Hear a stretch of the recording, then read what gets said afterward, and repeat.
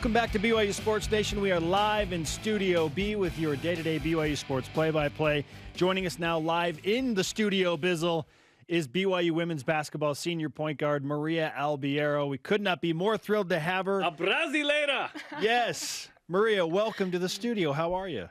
Thank you. I'm doing great. How are you guys? Awesome. I don't know that we've ever had a Brazilian in studio. Have we? Are you our first Brazilian, maybe? You would probably know that, in like right? 8 or 9 years? This is a... Didn't you guys have the volleyball guy, Felipe? We had Felipe. Okay, Brazilian woman. How about that? Oh, I like You're that. the first. There you go. History over here. Felipe Gibrito Ferreira. Yeah, I had to say his name natively when I called. Not everyone, you do that, you know? So are you okay if people are like, Maria Abiero, as opposed to Maria Abiero? I mean, yeah, I'm okay. Most people can't say it, so you just got to smile. Like if we have a Korean athlete, you're gonna have to say it, you know, as you would in Korean, right? Well, so the last name comes first in Korean, so you have to go kind of with the English understanding. Like a pitcher for the Dodgers, Chan-ho Park. In Korean, he would be Park Chan-ho. So you just can't do it. You have to go with the English. Well, I mean the pronunciation, not like the order per se. I'm talking like how you say it. Sure. Yeah. I'm doing my best, Maria. I love it. Your best I'm is content. good. Your best is Albiero. good enough. There you go. Yeah. Very there good. you go. Yes. So you've been here with us a while. It's about time we had you in studio. Been a minute. 5 years in Yeah. fact. What are you guys doing? Okay. 5 years. What took so long? Yet here we are in the midst of a very special season for BYU women's basketball. You're ranked number 17. I mean, this team has done all sorts of firsts under Jeff Judkins and in program history. So what's the best part about this team, and what makes this team unique and special? That's a good question. Best part about it, I just say these people are my family. To me, like selfishly, obviously basketball is what we're here for, but I love these people. I love going to practice. I genuinely do. It's a highlight of my day. I have fun. We work on our stuff. And I think why we're so special is because truly everyone is on the same page. Everybody has embraced their role, and they thrive with it. And everybody wants to win every single day. It makes it easy. How do you get to that point? Because every business, every young men, young women's group in the church, every team is seeking that. Mm-hmm. So how do you get to that point? Like, what did it take? I think some of it is experience. I've been here for 5 years, and when I was a freshman, I'd like to say that I was just like this, but I wasn't. It takes some time. I think it helps that we have 4 people like that on our team. I'm going to say probably more than that, obviously. Like the super seniors? The seniors, and then obviously Shay, Lauren, Kaylee. These girls have been around too and have done a lot. I think experience, I think that helps a lot. Just the day-to-day grind. It's easy to look ahead and be like, hey, we're really good. But when you have people that are willing to look on a day-to-day and do the little stuff, it makes it different. It causes that. So. And a certain amount of sort of sacrifice, because you have to buy into this team concept. The men's team says, we have the best locker room in America. But every year when there's a turnover of about half the roster, it's hard to actually execute that, right? So do you guys ever have a chat about like, hey, you need to buy into the team? There's certain things you need to give up in order for this to succeed as the greater whole. Is that a conversation you have? Yeah, I don't know if it's like a open conversation like that we sit down and talk about it, but it's everybody knows. Like it's in the air. Like we know. It's in the air. That's a saying in Portuguese. Yeah. People don't say that here. Yeah. No. It's just, and I think our coaches do a good job.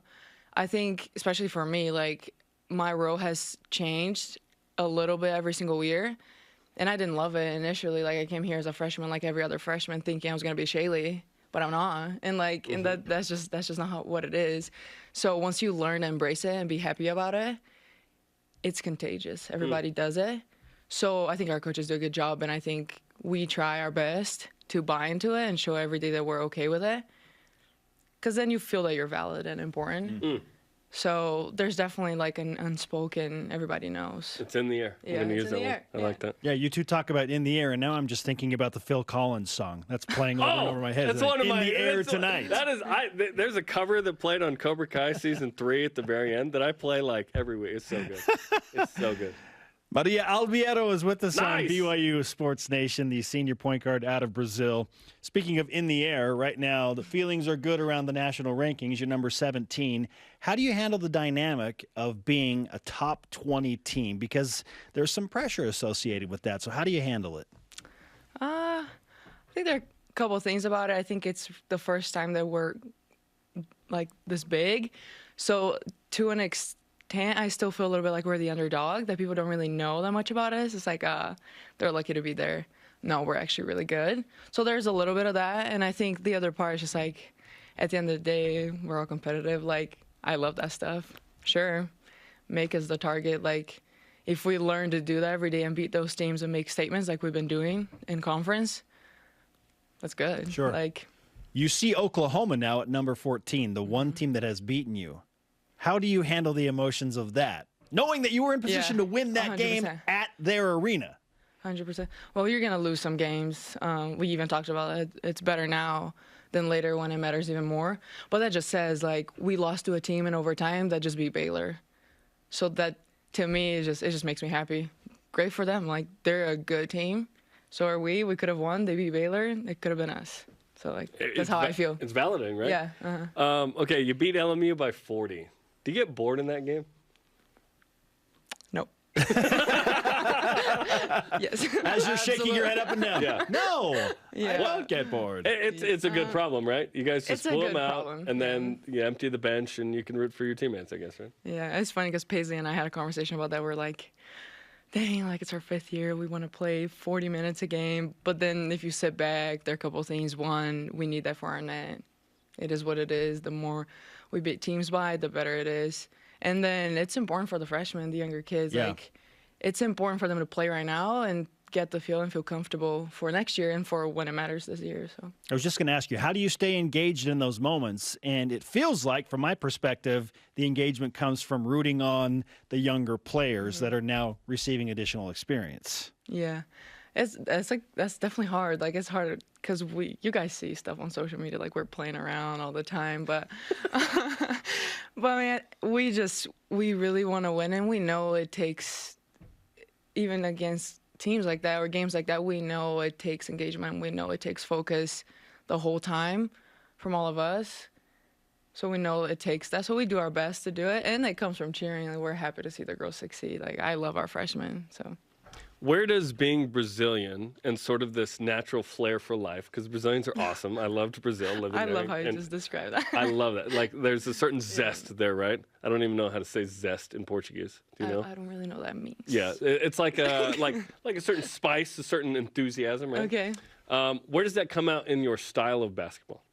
Oh, I've never thought about that. I mean, my teammates, especially Tegan, always says that I'm very expressive, like with my hands, with my face, like my expressions on the court. So I think there's a little bit of that. Like, it's something. It's just like you can see a lot in my face. That's just kind of what it's like. I think, I don't know. I sometimes like I don't know. I couldn't tell you. I'm just happy to be there. I'm just running, doing some samba here and there. Love that. Speaking some Portuguese. Speaking some Portuguese, I love Yeah. that. You break team huddles by saying Final Four. You do? That's cool. Yeah, we do it in practice. Okay. Talk to me about the psychology behind that. Why Final Four? I think it's just a reminder that, hey, we can do it. And we do that because everybody believes it and we want to get out of here doing something really good. And it's just, I think it's just like, hey, like, don't forget about it. But there's more behind it. Like, we do the Final Four, but we also do things like, we say, put in work, we like family, Sure, whatever sure. we do. So it's really more like, I love that we say Final Four, but I think that there's just more behind it. It's just more the action and the process, not the outcome. But everybody knows that, which is why it's fine. Like, it's the process. It's what you do that day to get there. Yeah. And we're all really aware of it. We're not just saying Final Four. Like, it's possible. We know it's hard. But it's a reminder. It's just like, hey. Yeah. I like that. Not that Google Translate is everything, But it just translates to like enthusiasm or enthusiasmo, Oh, okay. something like that. Yeah. There you go. Maria, great to have you in Studio B. Thank you, guys. Congratulations on the success thus far. We look forward to an incredible rest of the season. Let's give you some BYU Sports Nation karma for the games this week. Good luck. Take care of business. You can go share the karma with your friends, whatever. No. Just keep it all You're good. yourself. Just keep it. You're good. You're Over good. me. They've got enough. It's all good. Thanks, Maria. Thanks, Thank you. Obrigada. Obrigado.